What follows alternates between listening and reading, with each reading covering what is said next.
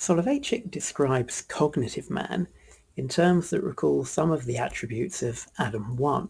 So, as expressed in the quote in front of you, cognitive man, we are told, wishes to uncover the secret of the world and to unravel the problems of existence, which he does, much like Adam 1, by establishing laws and principles in order to understand the world which presents itself to us. So cognitive man is concerned with understanding the principles that govern the universe, the very same principles that would allow Adam the First to then subdue and dominate it. And we hardly need emphasize the great intellectual creativity involved in creating the abstract concepts out of the world that we actually experience. How, for example, our perception of colors can suddenly be analyzed in terms of reflections of various wavelengths. Homo religiosus, on the other hand, in terms more reminiscent of Adam II, does not desire to transform the secrets embedded in creation into simple equations that a mere tyro is capable of grasping. On the contrary, Homo religiosus is intrigued by the mystery of existence and wants to emphasize that mystery. Basically, Homo religiosus certainly does not deny the truth of science, but as with Adam II, those laws don't answer his deepest questions regarding how and why the world came to be like this in the first place. Now, a second key difference is cognitive man is entirely this worldly. He's concerned with the world that we experience and nothing else. As Soloveitchik writes, cognitive man is not concerned at all with a reality that extends outside the realm of lawfulness, and he has no relationship with any mode of being that is beyond empirical reality and scientific understanding. Now, Homo religiosus, in contrast, attempts to find in this concrete and physical world the traces of higher worlds, all of which are wholly good and eternal. Homo religiosus is dissatisfied, unhappy with this world.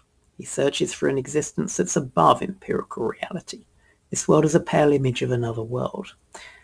So while cognitive man is entirely concerned with this world and no other, Homo religiosus sees this world as a mere prelude to some other more real existence in some other divine realm.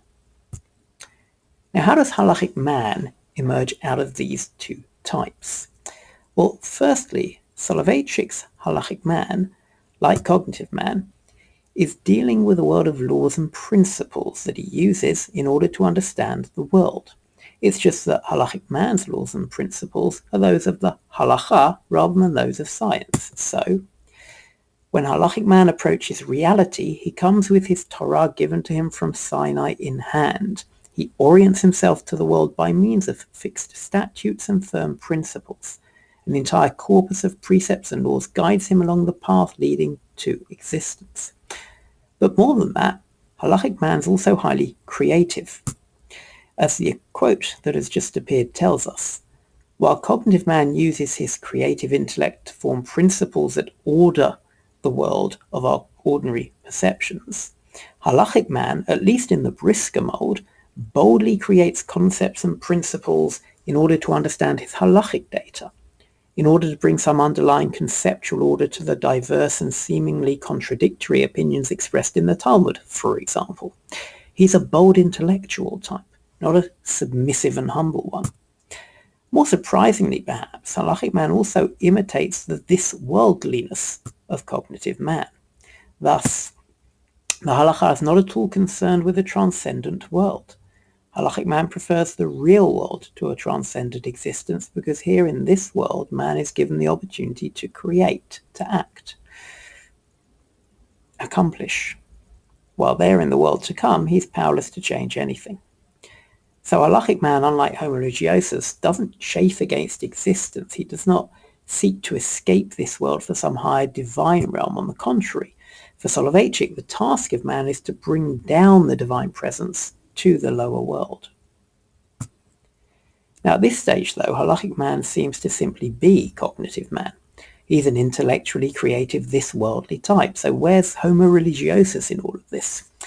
Soloveitchik therefore notes that precisely at this point there appears the central antinomy that disturbs the consciousness of halachic man. On the one hand, his image resembles that of cognitive man who occupies himself with intellectual constructions. Yet, on the other hand, halachic man's not a secular cognitive type, unconcerned with transcendence and totally under the sway of temporal life. The point is, halachic man's not a secularist unconcerned with God and thus transcendence, even if he is unconcerned with transcendent worlds.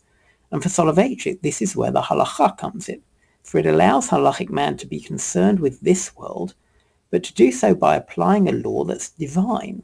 So as Soloveitchik puts it, Homo religiosus starts out in this world and ends up in supernal realms. Halachic man starts out in supernal realms and ends up in this world. And note that it's the halacha itself that allows him to do this.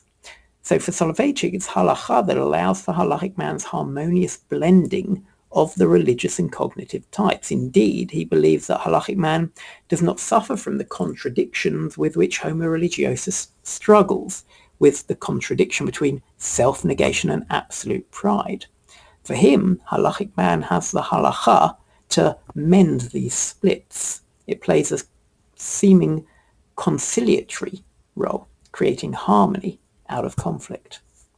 Now, a major aim of this work seems to be the undermining of the caricature of the Talmudic scholar as some meek, submissive, mystical type obsessed only with performing mitzvot in order to escape this world for some better existence after death.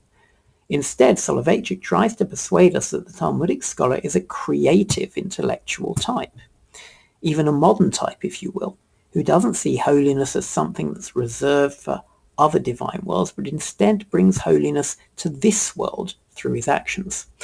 Not for Soloveitchik, the obsession with speculating or obsessing about the world to come.